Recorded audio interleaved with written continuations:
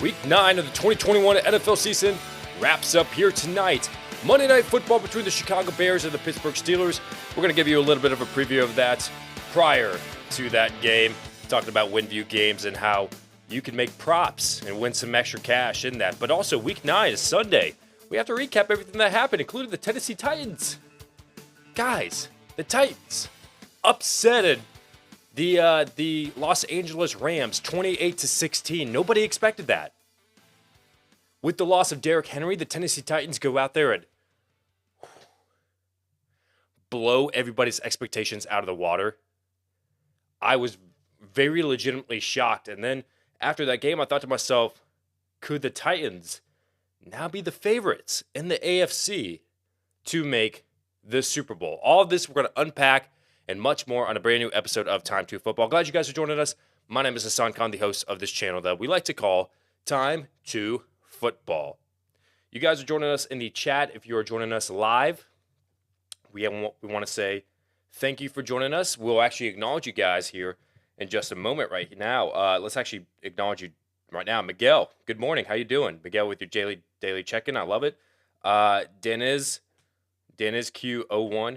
You checking a lot. I still don't know how to pronounce your name, but that's okay. Good morning from Montreal. Yes, thank you for joining us from another country. Big Dog Pound. Good morning.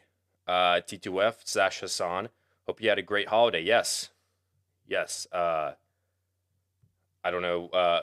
I go by either or. You can call me T2F. You can call me Hassan. You can call me whatever you wanted. As long as you tune in, you can call me whatever you want. Aftershock value. What a weekend. Jacksonville beats the Bills. Yes. Grand Rising. Got to ask, what do we do with Kadarius Toney and Bryan Edwards and T. Higgins? Okay, so you were asking your fantasy football questions. I'll answer those towards the end of the show. But yes, the Jaguars upsetting the Bills with a score of 6-9. Nice. Hey, CBS, let's put up a graphic where we show the score, and it's actually Bills 6, Jaguars 9. Nice. Very nice. Very, very nice score. Hey, but Urban Tradition Meyer pulled up that upset victory, which nobody expected. And now that's why I asked myself, are the Titans the favorite in the AFC to make it all the way to the Super Bowl and not necessarily the Buffalo Bills, limited to just 6 points? Now, granted, Zach Moss did go out with a little bit of an injury, which we'll recap in the NFL news and notes. But, I mean, that's not a big difference. I mean, the Bills' offense is operated off of Josh Allen being the leading rusher, leading passer, like everything. He does it all. And when you limit him, when you take him away, which the Jaguars did. Hey, by the way, did you know that, in case you didn't know, because you probably did not hear this at least 1,200 times yesterday, Josh Allen intercepted Josh Allen? Hey, they did not cover this. I don't know why the NFL media did not cover this, but Josh Allen sacked Josh Allen. Hey, guys, in case you didn't hear about this, because I know that all the news outlets, NBC, Fox, CBS, whoever broadcasts the games, did not cover this at all, that Josh Allen had a fumble recovery off of Josh Allen fumble. In case you didn't know. Just to let you guys know. Okay, so we'll be getting into the show now. Let's first start off with NFL news and notes that's been going around with around the league, and actually with Time2Football as well. NFL news that we want to break on the show is that the fantasy football counselor challenged me to a boxing match. I'm just kidding. No, he didn't. But that'd be great. I wouldn't accept the offer. I'd be like, I have nothing to prove. Anyways, some legit NFL news and notes. Damian Harris, so he left that game against the Carolina Panthers with a head injury, an apparent head injury. We don't know the severity of this, by the way. He did not return. So Ramondre Stevenson comes in, takes over the New England backfield, and against a tough Carolina Panthers defense, actually looked better than Damian Harris at one point. Both of them got into the end zone, but Ramondre Stevenson, after getting 10 carries for 62 yards and a touchdown, he suffered a head injury. So both of them are, I don't know whether it's like a concussion protocol kind of thing. I don't know. But monitor their status, because if both can't go, then it's going to be J.J. Taylor. That's going to be the next man up. That's going to be the starting running back for the New England Patriots. But if one or the other can't go, I mean, that's going to increase the value of the other one. So Damon Harris and Ramondre Stevenson both suffered a head injury, did not return to the game. Chase Edmonds also left with an ankle injury, and that already blossomed the outbreak, the breakout of breakout, whatever you want to call it. Outbreak is like a pandemic kind of thing, right? Hey, I took a shot. I'm allergic to the vaccine. Chase Edmonds, yeah, left with the an ankle injury, and that led to the breakout of James Conner, which we're going to be discussing later on in this show, and the 10 things that we learned from this past Sunday of NFL football. James Conner, we're going to be talking about him in just a bit, but Chase Edmonds left with an ankle injury, did not return to the game. He was brought to the locker room. They're going to do some evaluation on him. We're going to learn the severity of that.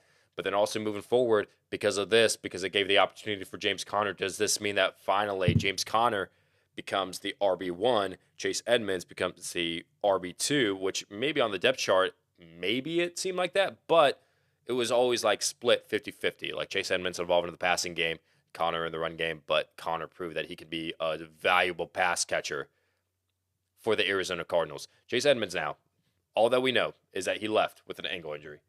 Zach Moss, so we're wanted to cover this. He suffered a head injury as well, and he was taken out of the game. So for you guys that were like, oh man, I started Zach Moss in fantasy football, like why is he not doing good? Hassan, what the heck? You told me to start him. Well, he left with a head injury. And then Devin Singletary came over, and he actually had somewhat of a decent game. So Devin Singletary was going to be the RB1, and if he were to miss any more time, Zach Moss, then Devin Singletary would continue to be the RB1. Harrison Smith has been placed on the COVID-19 list. So for you guys that were wondering about the Baltimore Ravens, how were they able to come back? How the Minnesota Vikings were able to blow that lead. Number one, the Vikings, somehow, some way, due to every single week with their losses, they lose by one possession, and they give up a lead, or they can't finish out. Like they try to come back, but they can't. So that was actually a very important part, I would say, that Harrison Smith had to miss that game. At 11:30 a.m. Eastern Standard Time, they announced that Harrison Smith was going to miss that game. He was out of the Vikings secondary. That led to Lamar Jackson. And if Harrison Smith was in that game, could he have stopped Lamar Jackson's comeback? Don't know.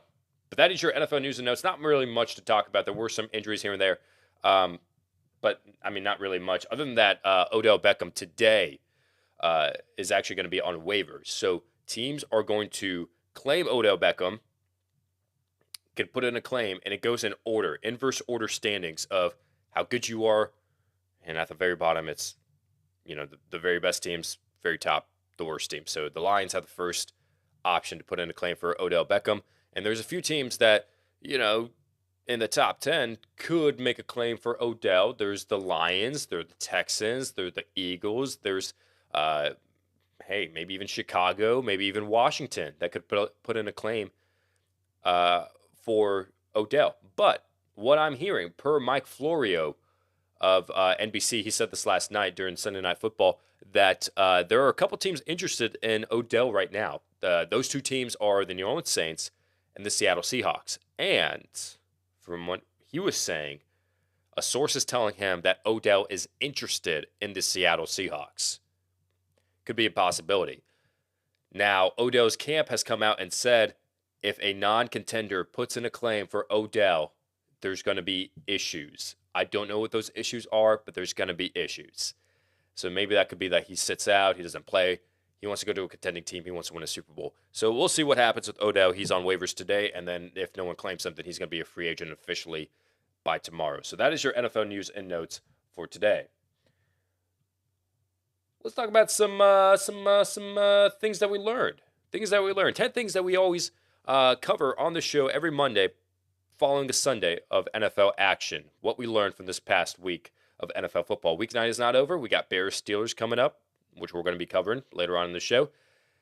But as of today, Sunday, November 7th, what did we learn from that day?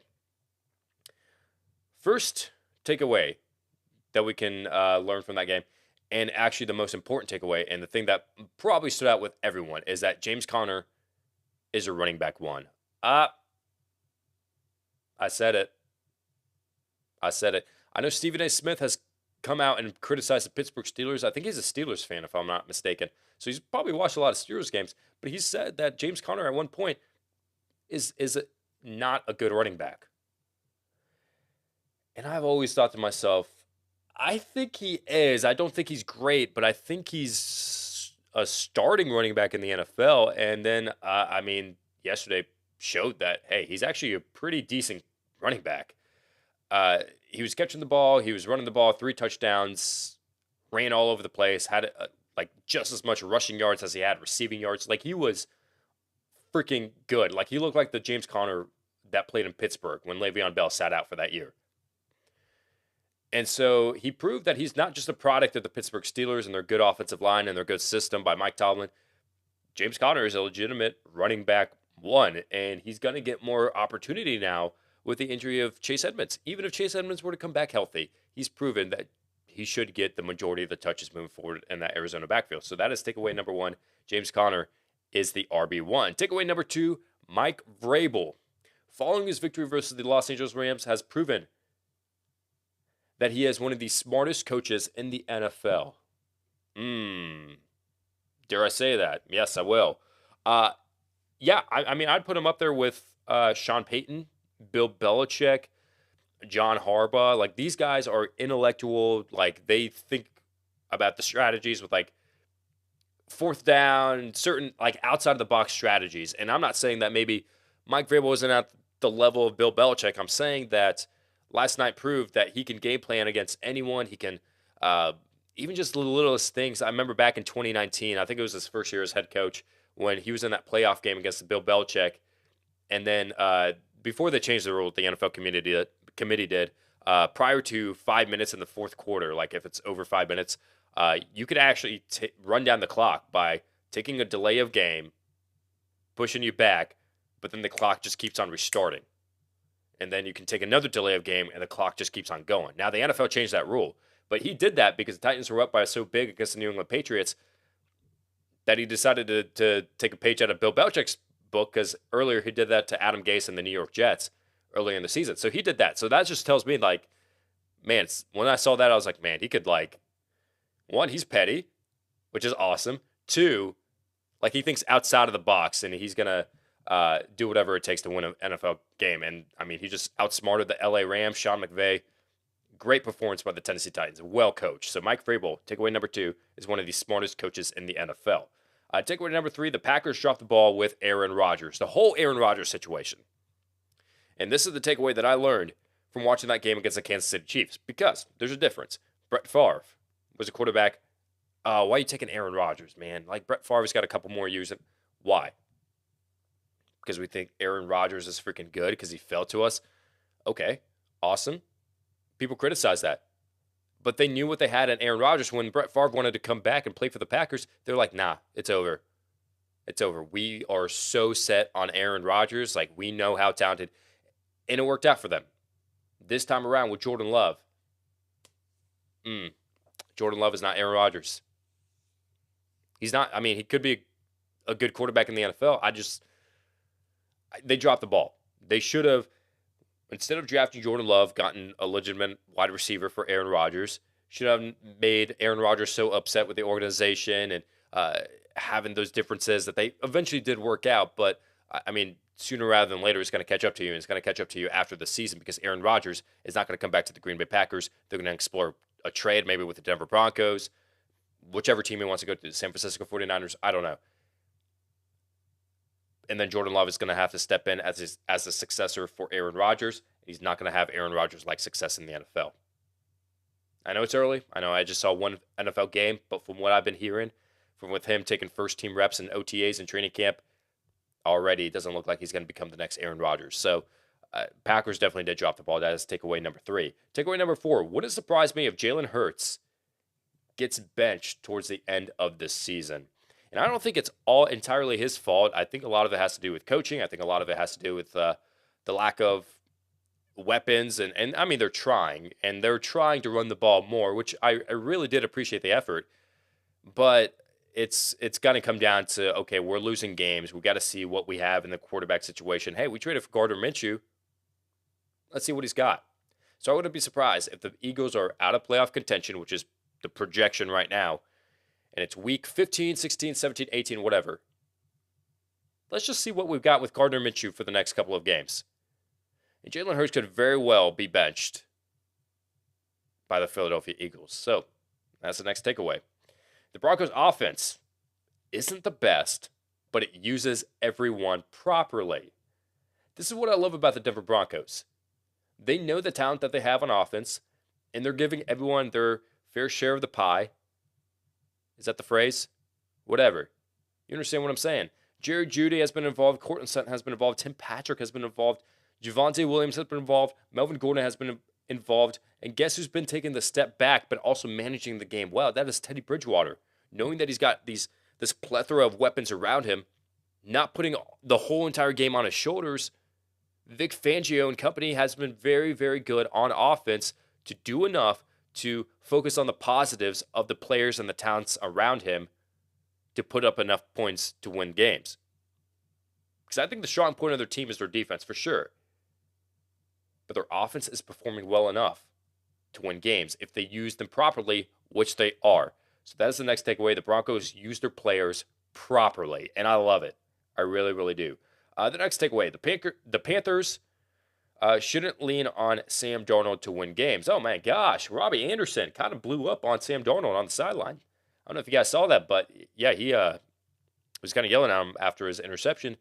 And the last few weeks have proven that Sam Darnold shouldn't be the one to lead the Panthers to an NFL victory. It should be Christian McCaffrey, who is slowly worked in. But now, in week 10, we expect him to have a full workload. Like, he's going to be good to go. He's back. Don't worry about it. Christian McCaffrey is the main person on offense that should focus this team around. Sam Darnold, I thought something would be different in New York, or from New York coming to Carolina.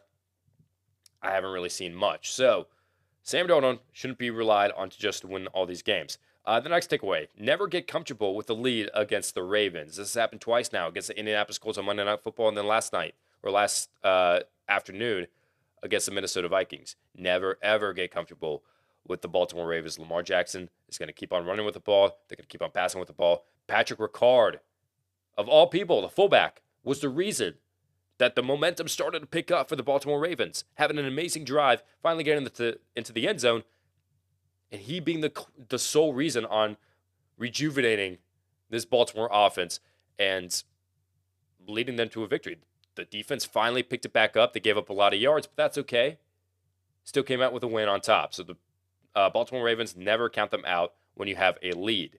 The next takeaway, the Giants defense can compete against the best in the NFL. I know.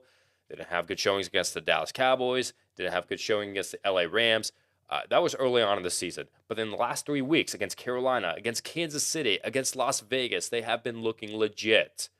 The Giants defense is on a turnaround and could be the reason and the sole reason why the Giants are competing in the NFC East. I didn't think I would even say that, but the Dallas Cowboys, after their loss against the Denver Broncos, the Giants are well in contention in taking this division. So we'll see.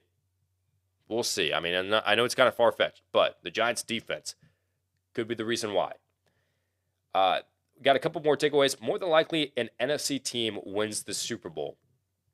All right, the best teams in the NFL. The Packers, Cardinals, Rams. No order, by the way. Packers, Cardinals, Rams, Buccaneers. I mean, that's 4 NFC teams. Who's the best AFC team?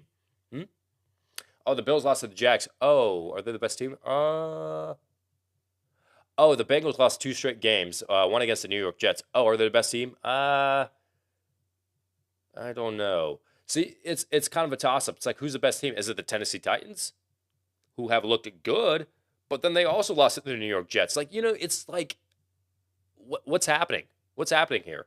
Who's the best AFC team? So more than likely, an NFC team, right now it's projected, is going to win the Super Bowl. And the last takeaway, speaking of the Tennessee Titans, for you guys that are big fans of Adrian Peterson, this might be heartbreaking to hear, but Jeremy McNichols and Deontay Foreman are the best running backs in Tennessee. I watched that game against the LA Rams. Peterson got into the end zone. Cool. But running with the lanes that they had against the Rams' tough run defense, it was Jeremy McNichols and Deontay Foreman that were the best running backs in that offense, not Adrian Peterson. So that is 10 takeaways that I learned from this past Sunday. All right, moving on now. We've got WinView. So I've been talking about this every Monday. We preview the Monday Night Football game with 10 prop questions that we ask you guys on Instagram. You guys take a poll on this that are available on the WinView app. Now, what you can do is you can go onto the WinView app, which you can click the link in the description of this video. Sign up, download the app, go to the website, start playing. You can compete against strangers, your friends, family, whatever. Make predictions on questions that are happening or that are on the WinView app pregame, but then also you can do it live during the game. So do you think that Justin Fields is going to throw a touchdown pass on this next drive in the third quarter? You can pick yes or no, and if you're correct, you win a certain amount of points, and if you win more points, you win some money. So we're going to preview the Monday Night Football game with 10 prop questions that is available on the WinView app. I'm going to give my insight. I'm going to show you the results that you guys voted for via Instagram. All right, so the first question that we have via the app. The Bears commit 2 or fewer turnovers. Is that going to happen or no? Well, looking at the guys that, the polls that we have taken on Instagram, I think a lot of you guys were in favor of the Pittsburgh Steelers defense. Whoop, here we go. The Bears commit 2 or fewer turnovers. 52% say yes. 48% say no. It's kind of 50-50, but I'm going to lean in towards no, which is actually kind of surprising because you're like, Hassan, man, like the Bears offense sucks. Pittsburgh Steelers defense is great. Yeah, but believe it or not, the Bears have only forced 2 or more turnovers on offense in just 2 games. That's it. So I'm going to lean in towards no. Either team records 4 or more sacks. Is that going to happen or no? Well, 70% of you say yes, it is going to happen. 30% say no. I am actually going to take the no side, believe it or not. I think Justin Fields, I know the Bears' offensive line is not that great, but to get 4 or more sacks for the Pittsburgh Steelers, which I'm assuming that you guys are saying the Steelers are going to get 4 or more sacks. I'm going to say no because Justin Fields, he's elusive. He can run with the ball. He proved it last week. I'm going to say no. Allen Robinson has 4 or more receptions. Is that going to happen or no? Well, looking at the poll, 64% say yes, 36% say no. Guys, I am still diving into the stats on this. I'm saying no. I know I'm going against the grain here, but Robinson has 4 or more catches in just 3 games this season, and one of them was in week 1. And since then, he hasn't reached that amount of targets in that game. He had 11 targets, 6 receptions off those targets. Since then, hasn't reached that. So I'm going to say no. There will be a player with 100-plus receiving yards. Will that happen or no? 61% say yes. 39% say no. I'm going to say yes just because Deontay Johnson is the go-to guy now. And he's just been getting reception after reception. Now he might only get like 7 receptions for 40 yards or something like that just because they do a lot of bubble screens and stuff like that. But I'm still going to lean in on the side of yes, 100 yards. It's going to happen. Both teams combined for 4 or more field goals. Is that going to happen or no? 63% say yes, 37% say no. So the team of Cairo Santos and Chris Boswell, I'm going to lean in towards yes. Deontay Johnson, speaking of Johnson, more receptions than Chase Claypool. Is that going to happen or no? 86% say yes, 14% say no. I am going to lean with the majority and say yes. I mean, Deontay Johnson has just been, since Juju Smith-Schuster was out for the year, it's been Deontay Johnson that's been getting a bulk of the targets. I would not be surprised if it gets double-digit targets. Jalen Johnson, who's a good secondary cornerback, could lock up Deontay Johnson, but could also lock up Chase Claypool. But I'm going to lean in with Deontay Johnson getting more receptions. Justin Fields rushes and passes for a TD both. He runs for a TD and he passes for a TD. 40% say yes, 60% say no. I'm going to lean in with the no. I mean, it's pretty hard to do, especially for a rookie quarterback. I'm going to lean in towards no. The Steelers rush for more yards than the Chicago Bears. Is that going to happen or no? Well, if we look at the polls, 81% say yes, 19% say no. Hey, is it Khalil Herbert or is it David Montgomery, who's projected to be activated off of injured reserve? We still don't know yet, but I'm going to assume that Najee Harris is going to be the lead back. That's something that we do know. And he's going to get more rushing yards. So I'm going to lean in with that. At least 3 points are scored in every quarter, every single quarter. 63% say yes, 37% say no. I'm going to say no, just because this could be a defensive game. You could see 0 points scored in like the freaking first quarter, which happens more times than not in NFL games. So don't be surprised. And then finally, the Bears win this game. Will that happen or no? Well, looking at the polls, 40% say yes, 60% say no. I am leaning towards the no in this, that the Steelers have this victory. So that is the WinView app. You can sign up, start playing by clicking that link in the description. I'm actually going to show you a little bit of the WinView app if I can pull this up here. Let me actually switch it to my computer for a second. Give me one moment. All right, here we go. Pop it up here, put myself in the corner. So this is how it works, pretty much. This is the app, this is the website, but it's pretty much just the same setup as the app.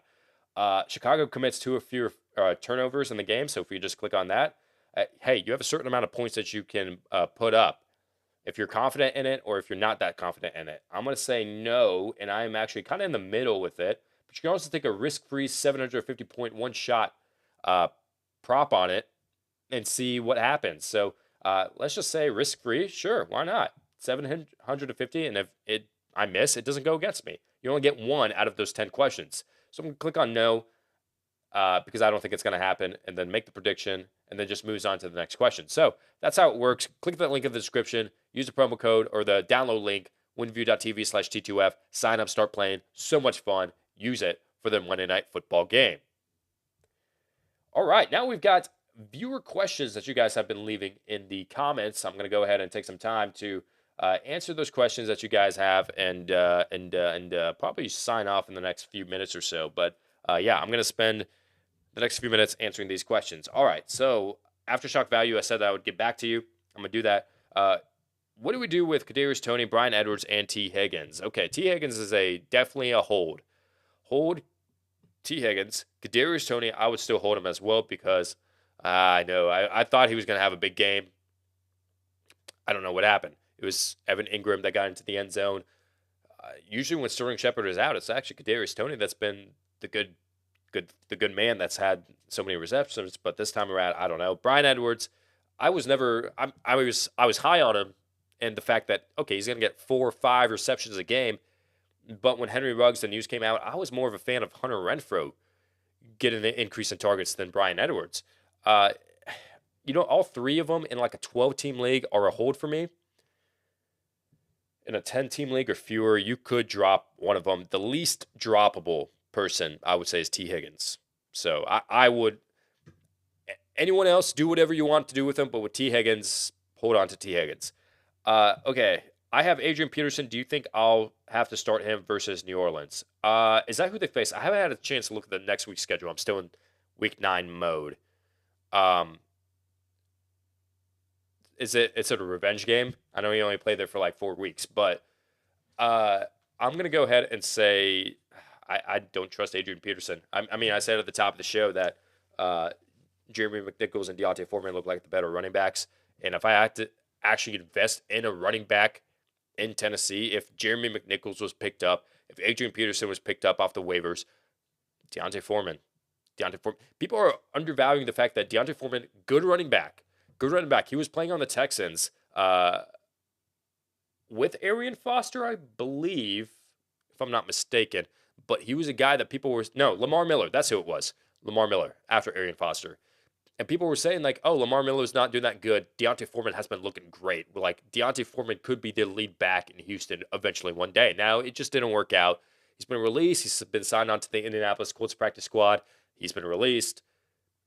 But, I mean, in Tennessee, he looked like he was the better running back than Adrian Peterson. So, I wouldn't start Adrian Peterson against New Orleans. Caliente Kid, good morning, bro. Please help. I'm 12 points down. Oh, no, man, we need some help. I have one guy left to put in, one flex spot. Chase Claypool or Herbert running back for the Bears. I also got Montgomery. Thanks in advance. You rock. Is this PPR? Chase Claypool. I don't know if he's going to get 12 points, to be honest with you. I really don't, but I can't. David Montgomery's first game back, I think it's going to be more of like the Christian McCaffrey, Chuba Hubbard, Amir Abdullah split that the Panthers did against New England, where McCaffrey's back, but he's not going to get the full workload that McCaffrey usually gets. David Montgomery and Khalil Herbert are going to really split touches. While Montgomery is favored to get the bulk of the carries, I mean, I'd go with Chase Claypool. That's your best bet, dude. I don't know if it's going to work out to 12 points, but I have more confidence in Claypool.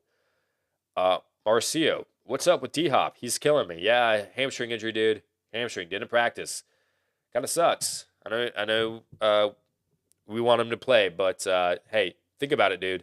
Think about it. If you're going to make the NFL playoffs or the fantasy football playoffs, you might as well just kind of lay back, relax. DeAndre, take your time. Get healthy. That's what's going on with my teams. Dude, this past week, I only scored 63 points in my main league. It freaking sucked. Because I was going up against the best team in the NFL in our fantasy league. And then I was like, oh, man. Before the matchup, I was like, all my players are hurt. Like, Debo's going to be limited. Debo Samuel. CeeDee Lamb is dealing with an ankle sprain. He's probably going to be limited as well. David Montgomery is hurt. I don't know if he's going to be activated off of IR. Antonio Gibson's on a bye. Latavius Murray is hurt. Like, my whole team is hurt. So I was like, you know what? I'm going to take the loss. I'm just going to pick up players for the future because I'm about to be 6-3. I'm just going to pick up players for the future because I know that more than likely I'm going to make the fantasy playoffs. So I'm going to pick up players that's going to help me for the playoffs. So that's exactly what I did. And in that process, like, I lost. But I expected to lose. Even if I tried my hardest. Like, I was facing the best team in the fantasy playoffs. So there was no chance. And my whole team was hurt. But that's what I encourage you to do. Like, if you have DeAndre Hopkins and you're frustrated with him, but you know you're going to make the fantasy playoffs, hey, man, it's okay to take some losses at this point. You got to think about the future because it's all about winning the chip. Winning the chip with the dip, in the words of Drake. Did you hear that Drake is getting sued, by the way, because of the Travis Scott concert and Live Nation as well? Oh, my gosh. If you have not heard about that, that is crazy stuff. That is crazy stuff. Anyways, yeah, D-Hop. Hold on to him. Bobby, do you think I should start Aaron Rodgers over Carson Wentz this week? I don't know the matchups.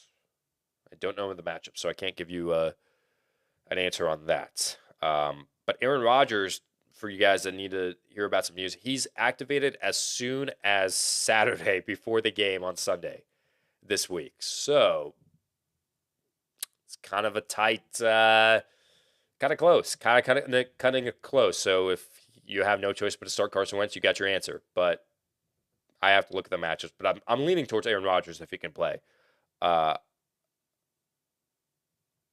Rushman, I won't even look at my fantasy football league team. Completely ruined. Dude, I'm sorry. Hey, you're not the only one in the boat. I know this was a low-scoring week for a lot of people. Like, a lot of people. Like, my team sucked. And because, I had Jamar Chase, CeeDee Lamb, Debo Samuel. They all sucked. And then, man, I'm thinking of some other players that did not perform that well. I know a lot of people had some high hopes for Christian McCaffrey. He was pretty decent, but I know people were expecting like 20-plus points. I don't think that was going to happen. And then a lot more people just kind of didn't meet fantasy football expectations. So, don't worry about it. Other people are in the same boat as you. I know it sucks, but hey, it's got to get through the bye weeks, got to get through the injuries, and then you'll be fine. Okay, so Octavio, morning everyone, got an ugly win this week. Still counts. Yeah, I know. A lot of people are getting ugly wins, which is, hey, a win's a win. So that's all that matters. Jeremy, are there any updates on Damian Harris? I was offered him for Mike Williams in a 12-team half PPR format. Do we expect Logan Thomas and Chris Carson to play this week?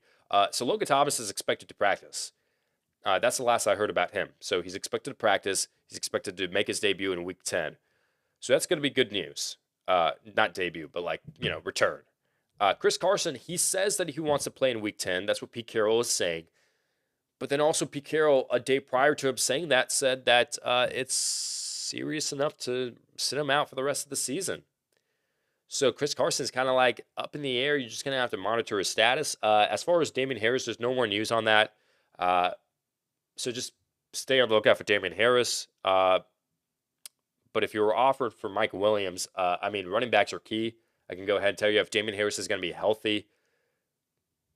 No. I mean, I would keep Damian Harris, honestly. Running backs injuries are wild, so you need as much running back depth as you can. Earthly Links, good morning, familia. I'm down by a little less than 17 points. I still have Deontay Johnson to go later tonight. Looking for a good game from him tonight. Yeah, it could happen if you're especially in PPR, like 8 receptions, 9 receptions, like dump off, screen passes, slant routes. That's Deontay Johnson's game. And sometimes he runs like intermediate routes, maybe even deep routes. But I think that's more like Chase Claypool's game.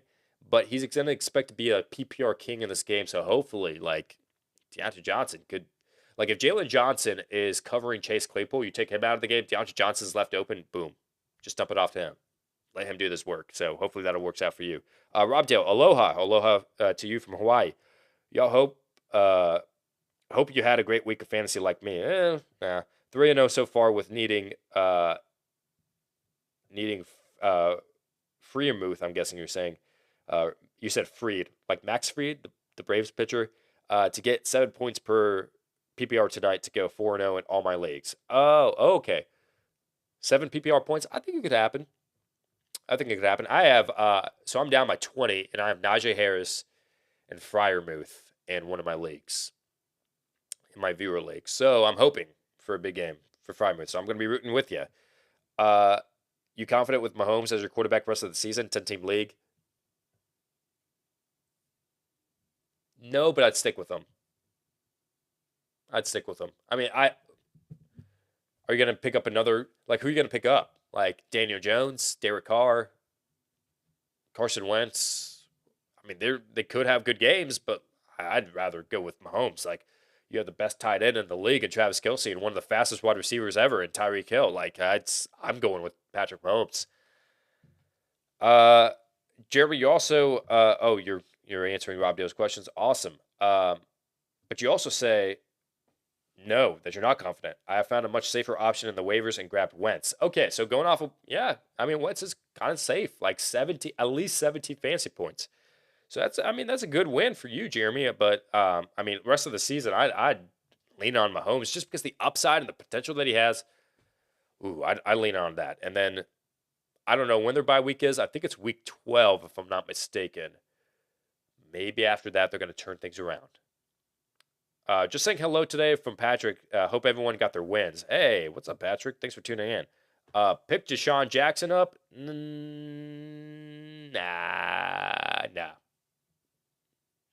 Because Henry Ruggs, listen, Henry Ruggs, even before he was released and all that happened, he had one good game. Like, he's had like a couple good games, but he had one great game. And I don't think Deshaun Jackson is, at this point in his career, going to be as fresh and quick as Henry Ruggs. So they expect Deshaun Jackson to fill into that role. But, I mean, Henry Ruggs over Deshaun Jackson, and Henry Ruggs only had like 2 or 3 good games so far in the season. So I think Deshaun Jackson at this point of the season is probably only going to have like 1, maybe 2 good games. It's not worth the pickup. Matt, Tom, how you doing today? Dude, thank you for asking, Matt. I am doing great. How are you doing, Matt? I'm doing great. Nothing really going on. Nothing. Just chilling. Working on a Monday, man. You know how it is, that 9 to 5. Steven, Emmanuel Sanders or Cole Beasley going forward? That's a good question. That is a legitimate question that I'm going to dive into the stats real quick, because the last couple of weeks before the game against the Jaguars, it's been Cole Beasley. Cole Beasley's been getting double-digit targets. Like, he's been on fire. Emmanuel Sanders, goose egg against the Miami Dolphins, has not been looking that good. So let me give me one moment, just because a lot of people aren't leaving questions. I'm going to go ahead and dive into the stats here real quick, if my iPad will load. Come on, man. Come on, Lee. Come on. Rush Hour. Anyone? Good movie. Okay, so let's look at Cole Beasley real quick. Cole Beasley, okay, against Jacksonville, 11 targets. I like to hear that. And he had a pretty decent game on top of that. He almost got into the end zone, if I'm not mistaken, if I was watching that game correctly. And then Emmanuel Sanders, 8 targets. At this point, I thought it was going to be Cole Beasley or Emmanuel Sanders that was going to take over as a wide receiver too. But even though he had 33 receiving yards, I'm going to go with Cole Beasley because 11 targets this week, 13 targets this past week, and then prior to the bye week, it was 9 targets for 88 yards and a touchdown. So, I like Cole Beasley a lot more moving forward than Emmanuel Sanders. I don't say Emmanuel Sanders is a drop just yet, but just keep that in mind. Okay. Let me answer a few more, then I got to go ahead and sign off. I need a Monday miracle for Pat Frymuth, 50 points to win this week. Hey, I'm rooting for you. I got Frymuth as well. This is from Miguel. Matt, I'm doing awesome. Thanks. Yeah, that 9-to-5 life is a grind. Yeah, it'll get to you. It'll get to you. That 9-to-5 of YouTube is a little bit of a grind too. Bobby, Carson Wentz got Jacksonville, and Aaron Rodgers got Seattle. Oh, in regards to your question about who to play, Carson Wentz, easily would be the safest option, but I would start Aaron Rodgers if Aaron Rodgers plays. Even if he gets cleared of COVID-19 protocols by Saturday, the day before, doesn't practice all week, I would still start Aaron Rodgers against Seattle, without a doubt. Carson Wentz will be a safe play as well, but I'd go with Aaron Rodgers. Steven, you have a good day as well. Miguel, should I pick Odell and drop Tony?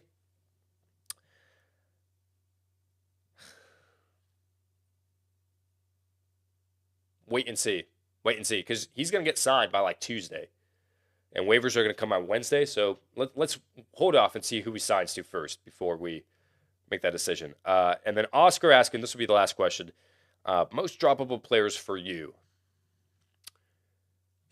I actually got a little bit of a head start on the ads and drops list as I was watching the games. Let me go ahead and say that Jordan Love was widely added. I'm going to drop him.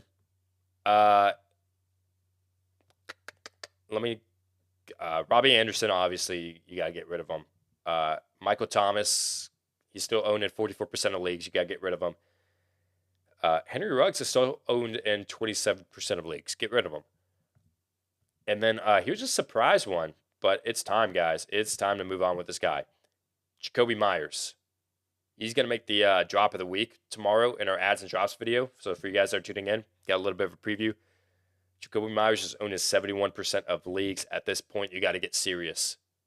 You got to get serious. Are you going to have players on your team that are going to win you leagues, going to win you championships, or are you going to have players that you're like, oh, he could potentially break out? I hate that, dude. I hate that. Hey, why'd you draft a defense or a kicker in round 12 when you could draft Marquez Callaway because he could break out?